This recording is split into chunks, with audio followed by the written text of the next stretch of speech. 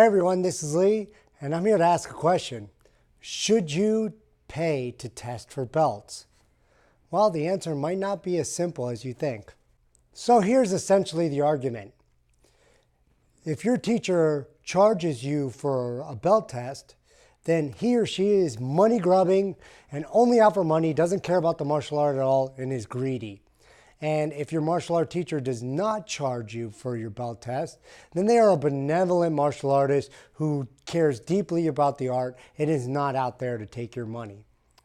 And as with all things, these are absolutes, and neither one of them is completely correct. So, martial arts all have one thing in common, and that's what they run on. And it's not a martial code, it's not respect, it's not humility. They run on money.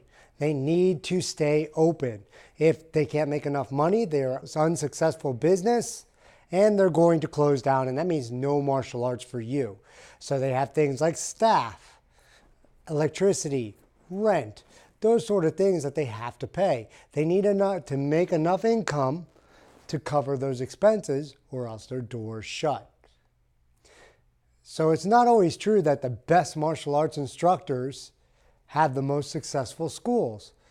A lot of times it's the best martial arts instructors who also have the best business acumen that are going to survive. So let's go over why a martial arts school might charge you for a belt. The first one is obvious, because they give you a belt. A lot of times you can get a belt or a sash or something like that from a store very cheaply. But the school wants to have control over that because for a couple of reasons. They may want to put their logo on it, or they may just want all the colors to be uniform.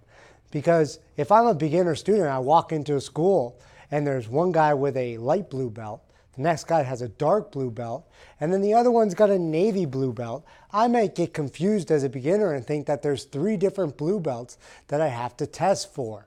And I might not know the difference. I might go, hey, are you guys all the same rank, or which one of you is higher? Because it's a lot of different colors in there if everybody's buying their own belt.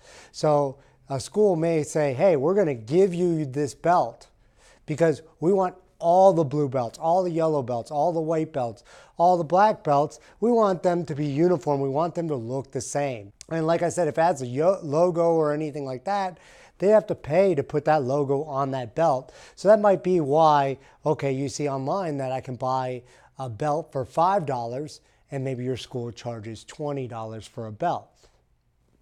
So that's just one reason, because they actually give you a belt. So the next reason that a school may charge you for a belt is because testing does not lie within normal hours. So let's say your classes are always Monday, Wednesday, Friday. Okay, who cares about the times, whatever. But when you test on Saturdays.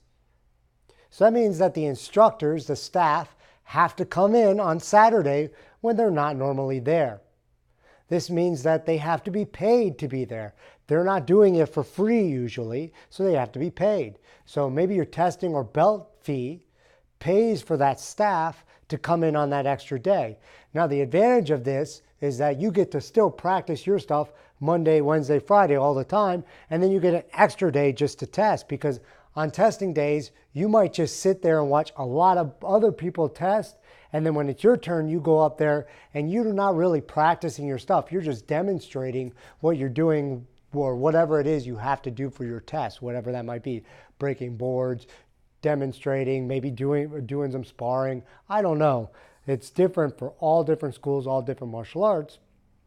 The point being that when you're doing this, if you're practicing Monday, Wednesday, Friday, you still get those 3 days of practice. Whereas if they do it during normal class hours, you're going to miss a class. Because let's say Monday, Wednesday, Friday, and they say, hey, we're just going to do testing during class on Friday. Well, then you're not really getting practice time on that Friday. You're going to be watching everybody else do their test and then doing your test as well. So that's another reason why you might be charged for a belt, because they may have to pay people to come in on an extra day when it's not normal for you to be there or for their instructors to be. Another reason that people charge for belts is to create income. That should be obvious. When I say this, they're creating income because maybe they don't charge that much for their dues.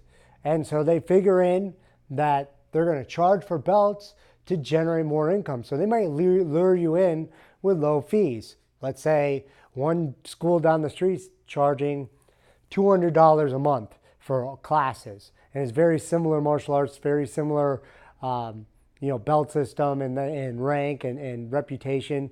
So they're pretty much equal. This one charges $200. This one's going to charge $100. But maybe this one doesn't charge for belts, but this one does. Okay, so you say, well, they charge for belts, that's bad, but these people charging $200, they're only charging $100. And let's say your belt test is only $50, and it takes an average of 2 or 3 months to get that first belt test, to be able to get to that first belt test, right? So 2 or 3 months. So you've paid $600 here, where you've only paid $350 here by the time you get your first belt. So $600 for your first belt, $350 here. So necessarily, you might be charged more to not have to pay for your belt than if you have to pay for your belt. Every school is different. And it could very well be, I understand, it could very well be that you could be going to a school that charges $200 a month versus $100, and they still charge you for a belt. So that might not have any bearing, but it does in some cases. Just because someone charges for a belt doesn't mean that you're not getting anything out of that. Maybe you're getting that extra time, like I said.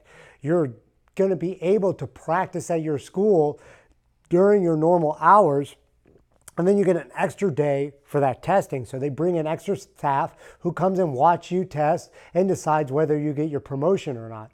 And they also might give you a belt, right? And this belt might be a very nice belt. It might